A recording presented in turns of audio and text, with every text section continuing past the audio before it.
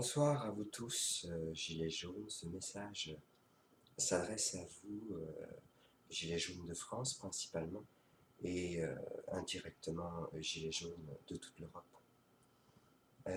Pour commencer, je dois vous avouer que je tiens à saluer et à rendre hommage à votre courage, à votre témérité, euh, parfois, parce que certains d'entre vous ont perdu des yeux, d'autres des mains.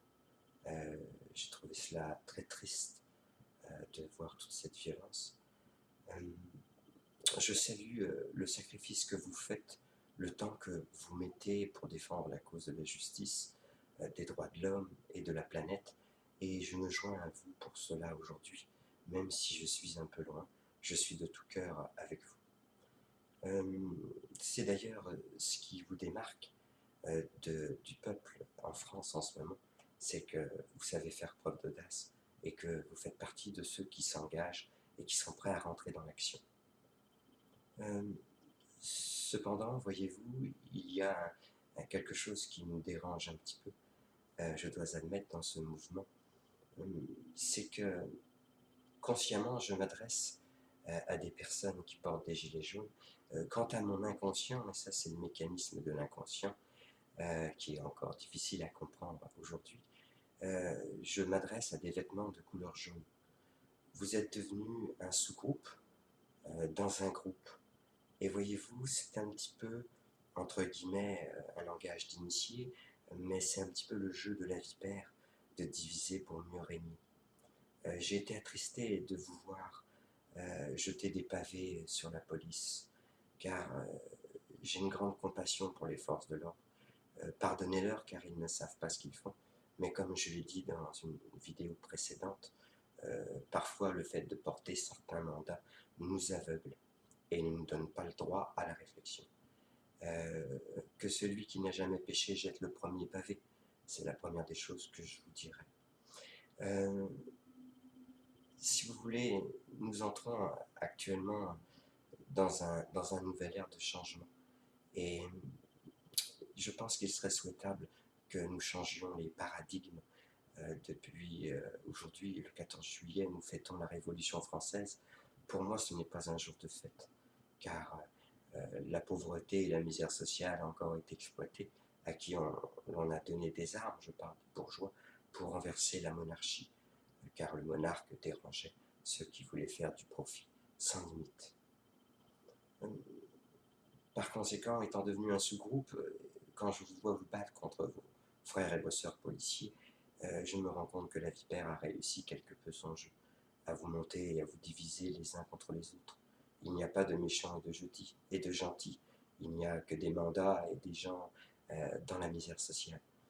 Euh, Par conséquent, puisque nous sommes dans la période de cet apocalypse de gens, sachez quand je parle d'apocalypse, je ne tiens pas à ce qu'il y ait de malentendus à ce sujet, il est question d'un grand changement.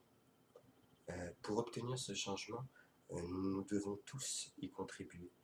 Cela veut dire que à partir d'aujourd'hui, il serait souhaitable que les gilets jaunes, vous déposiez ces gilets pour rentrer dans, disons, l'humanité et travailler comme moi dans l'obscurité. Jusqu'à présent, c'est ce que j'ai fait. Alors, comment travailler dans l'obscurité, vous allez me dire, et comment changer les paradigmes? Vous n'obtiendrez rien de vos gouvernements. J'en reviens au langage des oiseaux, à cette fameuse langue des alchimistes. Gouvernement sonne comme gouverne et ment. Vous avez pu constater aujourd'hui, euh, avec toutes les preuves que vous avez, que vous êtes de plus en plus dans un état dictatorial. Euh, le président Macron a créé un problème en augmentant les prix et cela a créé une réaction dans le peuple et forcément il fallait trouver une solution à soi-disant toute cette violence déformée par les médias de masse et qui ne sont pas en votre faveur. Dans certains pays, on parle de vous comme des personnes violentes, car les gens en sont mal informés. Par conséquent, pour changer les paradigmes, il serait souhaitable que nous revenions à cette fameuse règle universelle très importante, qui est un pour tous et tous pour un. Cela veut dire qu'à partir d'aujourd'hui, si vous, Gilets jaunes, qui êtes des exemples, qui êtes des exemples parce que vous êtes dans l'action, s'il vous serait possible de, chaque jour, donner un sourire, donner, est-ce que vous avez de trop dans votre frigidaire que vous pourriez jeter, briser les liens avec vos voisins, certains, car il est vrai qu'on ne peut pas trouver toujours des personnes ouvertes et accueillantes, certains d'entre nous sont souffrants, et s'ils ne réclament pas d'aide, il est préférable de ne pas les aider. D'ailleurs, quand je parle du un pour tous et tous pour un, souvenez-vous que aider une personne, ce n'est pas donner à manger aux chiens enragés. Ne jetez pas de perles pour sourds non plus, car ils pourraient se retourner contre vous avant de les piétiner. Cela veut dire qu'il est préférable de donner qu'à ceux qui disent merci, qui apprécient. Dans le cas contraire, vous pourriez vous faire abuser. Devenez des exemples pour la France. Devenez ces exemples, organisez-vous, structurez-vous, parlez-vous, brisez cette société froide et individuelle dans laquelle nos contextes nous ont mis. Tissez les liens sociaux, c'est important. D'autres groupes se joindront à vous. Il n'est plus question maintenant d'être dans la différence, mais dans l'entraide. Une personne qui n'a rien donné, même une personne itinérante, a toujours quelque chose à donner en fait, même si elle est itinérante. Comme je vous dis, elle peut donner un sourire, une écoute, une poignée de main, une aide. Parfois, on peut avoir besoin de bras. Chacun peut être utile. Il est temps du don. Nous allons rentrer bientôt dans une société, société n'est pas le terme, pardonnez-moi, nous allons rentrer dans un âge d'or qui est proche. Cet âge d'or, nous en sommes tous les rois, entre guillemets, même si je suis ce que je suis. Alors il est bon de ne plus se prendre pour des rois, et de vivre en roi, de ne plus se prendre pour des dieux, mais de vivre en Dieu. Et je vous demande, s'il vous plaît, de réfléchir à tout cela avant de poursuivre les manifestations. Je vous dis ceci, vos manifestations seront vaines. Je suis rempli d'espoir pour l'humanité.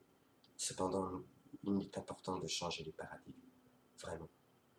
Ne donner qu'à ceux qui disent merci. Créer ce tissu social. Quand je reviendrai en France, je vous remettrai la France. Comment cela m'appartient? Je vous la remettrai, mais pour vous la remettre, vous devez être prêt à la recevoir. Tel le Graal, si la coupe est trop petite, vous ne pourrez contenir qu'une petite partie de la source. Soyez prêts à recevoir la France. Par conséquent, entraidez-vous. Développez des tables de concertation, développez des organisateurs communautaires, travaillez plus avec vos municipalités. Certains de vos maires en ont assez de tout ce cirque. Par conséquent, je vous appelle par amour. Pour les croyants, au nom d'Allah, au nom de Dieu, au nom de Yahvé, je vous en prie, il est temps de nous resserrer les uns et les autres dans la chair et le sang, et surtout dans l'amour. Pour les athées, pour ceux qui ne croient pas en Dieu, en Christ, cela m'importe peu. Alors au nom de l'amour, je vous demande de changer vos paradigmes, changer vos habitudes de vie chacun. Cela nous appartient tous. D'encourager plus les artisans et de moins consommer agro-industriel, de redonner de l'amour à la cuisine. Recuisinons, redonnons de l'amour à la cuisine. La cuisine sera meilleure pour la santé. Alors c'était un peu le message que je voulais vous faire.